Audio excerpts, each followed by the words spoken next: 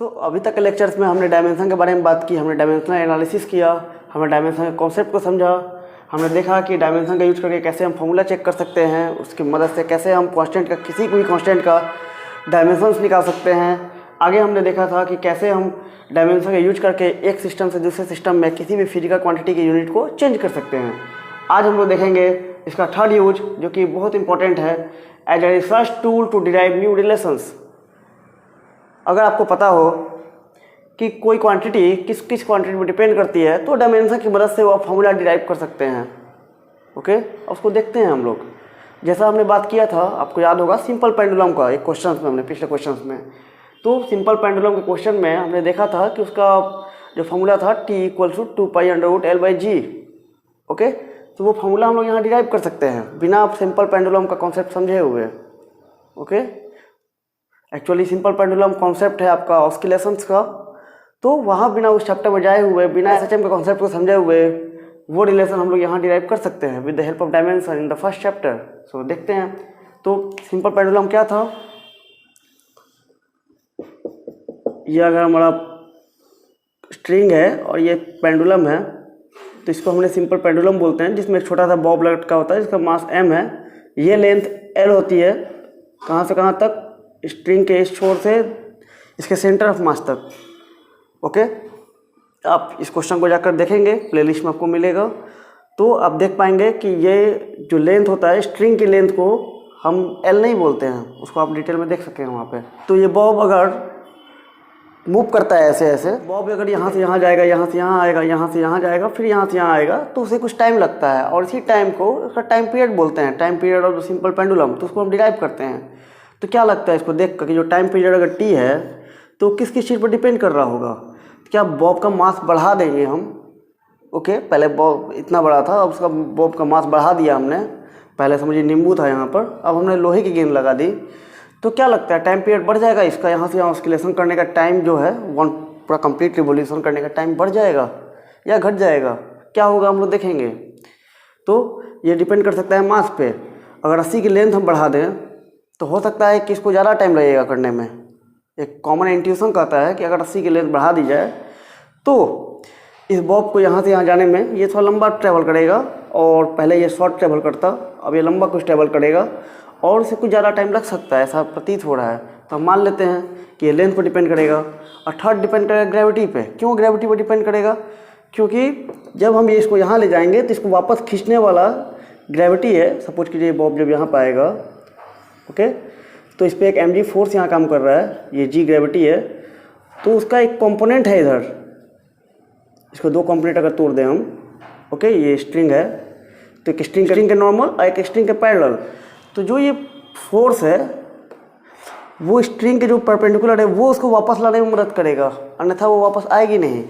तो ये gravity force जितना ज़्यादा होगा, वो उतना तेज़ी से आएगा। अगर आप मून पे चले जाएं जहाँ ग्रेविटी कम है, तो वो उतनी तेज़ी से नहीं आएगा जितनी तेज़ी से वापस हमारे अर्थ पे आता है। ओके, तो ये डिपेंड करता है ग्रेविटी पे, आप किस प्लैनेट पे हैं, किस जगह पे हैं। अगर आप पोल पे चले जाएँ, तो अर्थ के पोल पे, नॉर्थ पोल या साउथ पोल, तो वहाँ आपको ग्रेविटेशनल एक्सेलरेशन की वैल्यू थोड़ा ज़्यादा मिलेगी। और जब आप इक्वेटर पे जाएंगे, तो आपको ग्रेविटेशनल एक्सेलरेशन की वैल्यू कुछ कम मिलेगी। ओके, क्यों कम मिलेगी, क्यों ज़्यादा मिलेगी, हम बात करेंगे ग्रेविटेशन में। चलिए, तो हम जानते हैं मास पर डिपेंड करेगा, लेंथ पर डिपेंड करेगा, और ग्रेविटेशनल एक्सेलरेशन पर डिपेंड करेगा, और कुछ हमें ऐसी क्वांटिटी नहीं दिख रही जिस पर वो डिपेंड कर सके। तो इस पर हम मान लेते हैं कि a एक्सटेंट तक मास पर डिपेंड करेगा, b एक्सटेंट तक l पर डिपेंड करेगा, और c एक्सटेंट तक g पर डिपेंड करेगा।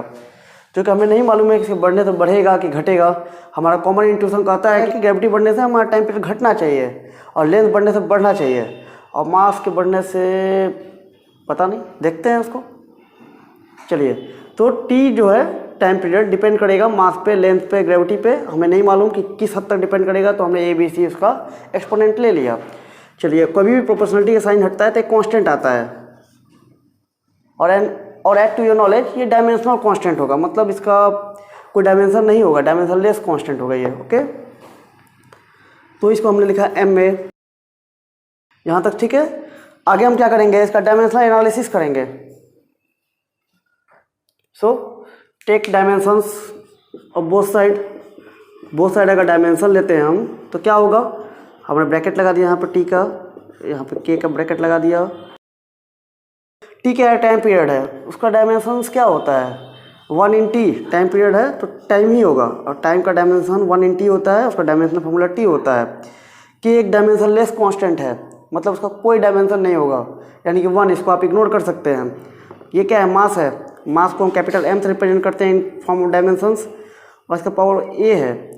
ये लेंथ है तो एल से डिनोट किया, पावर बी, और ये ग्रेविटेशनल एक्सेलरेशन है। हम बात कर चुके हैं कि एक्सेलरेशन का डायमेंशनल फॉर्मूला होता है LT-2, चाहे वो कोई भी एक्सेलरेशन क्यों ना हो। सो ये हो गया टी टू पावर कुछ नहीं है तो 1, ये हो गया आपको m to power a, l का पावर b, और यहाँ l का पावर c है। दोनों को जब आप मल्टीप्लाई करेंगे तो ये हो जाएगा l to power b plus c। कैसे होगा, आप मैथमेटिक्स थोड़ा इस्तेमाल करें, मिल जाएगा आपको। यहाँ t, ओके, यहाँ -2 into C, -2c, got it. यहाँ तक क्लियर है। तो देखते हैं, तो आगे देखते हैं इसको हम आगे क्या होगा।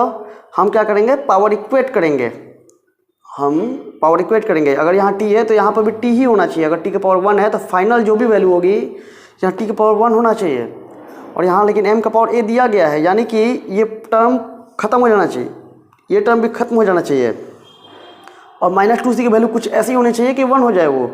यहाँ पर t के पावर 1 है, m तो है नहीं, तो हम इक्वेट करने के लिए हमें या तो इसको आप सिंपल समझिए कि a = 0 हो जाएगा, या हम इसको क्या करते हैं m टू पावर 0 कर लेते हैं। यहाँ पर हम लोग m टू पावर 0 1 होता है, l टू पावर 0 भी 1 होता है, और t टू पावर 1 दिया हुआ है आपको।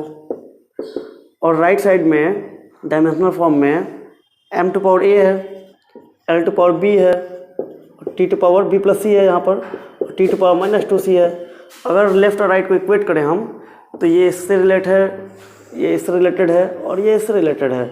इस तरह क्या मिलेगा आपको, a = 0 मिलेगा, b = क्या मिलेगा, b प्लस c = क्या मिलेगा, 0 मिलेगा, और c = क्या मिलेगा, -2c = 1 मिलेगा। इस तरह c = क्या मिला, -1/2। और जब इस वैल्यू को आप यहाँ पुट करेंगे b plus c = 0, b plus c = 0, तो b - c/2 = 0, तो b = आपको b प्लस c/2 यहाँ 1/2 होगा। सो b = आपको 1/2 मिलेगा। इस तरह आपको वैल्यू मिली, a की वैल्यू क्या मिली, a की वैल्यू मिली आपको 0, b की वैल्यू मिली 1/2, और c की वैल्यू -1/2। अगर इसको इसमें पुट करें, putting all these value in this equation, तो क्या मिलेगा आपको, t = k, कोई कांस्टेंट है, we don't know the constant, m to power 0, l to power b यानी हाफ, और g to power -half, t = k, m to power 0 1 हो गया, ये l टू पावर हाफ मतलब √l, और ये √g हो जाएगा। इसको एक साथ लिखें अगर हम, तो t = k × √l/g, got it. सो इस तरह हमने डायमेंशन की मदद से, डायमेंशन एनालिसिस की मदद से हमने एक रिलेशन निकाल लिया टाइम पीरियड का, और हमें मिला t = k × √l/g। इससे आपको दो इन्फॉर्मेशन मिलती है। जो टाइम पीरियड है पेंडुलम का, सिंपल पेंडुलम इसको बोलते हैं हम, तो सिंपल पेंडुलम का जो टाइम पीरियड है वो मास पर डिपेंड नहीं करता है। यानी कि आप कितना भी मास लें, मास 1 kg लें, 2 kg लें, या 85 kg लें, इसका मास वही का वही रहेगा। और ये प्रूफ करने के लिए एक बहुत फेमस लेक्चरर हैं वाल्टर लेविन, उन्होंने इस पर एक वीडियो भी बनाई है। वो खुद पेंडुलम की जगह यहाँ पर हैंग हुए हैं। तो ये हुई पहली इन्फॉर्मेशन। और सेकेंड इन्फॉर्मेशन है कि लेंथ के बढ़ाने से टाइम पीरियड बढ़ेगा, और ग्रेविटेशनल एक्सेलरेशन बढ़ाने से ये घटेगा। और ये हमने देखा भी था कि अगर ग्रेविटी बढ़ जाती है, ग्रेविटेशनल एक्सेलरेशन बढ़ जाता है, तो क्या होगा, वो तेज़ी से वापस आएगी और टाइम पीरियड घट जाएगा। और लेंथ बढ़ने से क्या होगा, लेंथ जब बढ़ेगा तो उसको ज़्यादा टाइम लगेगा जाने आने में, इस तरह उसका टाइम पीरियड बढ़ जाएगा लेंथ बढ़ाने से। बट ये डायरेक्टली पूरी तरह उस तरह से नहीं बढ़ेगा, लीनियरली नहीं बढ़ेगा, बट ये इस फॉर्म में बढ़ेगा। ओके, ये इस फॉर्म में बढ़ेगा, यानी कि अगर आप लेंथ 4 बढ़ाएंगे, 4 गुना करेंगे, तो टाइम पीरियड दुगना होगा बस। तो इस तरह का रिलेशन है ये। तो होप यू गेट इट। इससे रिलेटेड और क्वेश्चंस हम करेंगे। ये कॉन्सेप्ट था आपका कि how to deduce new relations with the help of dimensional analysis. तो ये हमने देख लिया। अब इससे रिलेटेड हम कुछ क्वेश्चंस करेंगे फॉर बेटर अंडरस्टैंडिंग, आपका और कॉन्सेप्ट बिल्डअप हो सके। ओके, तो मिलते हैं नेक्स्ट लेक्चर में 1000 क्वेश्चंस की सीरीज में। Thank you, take care.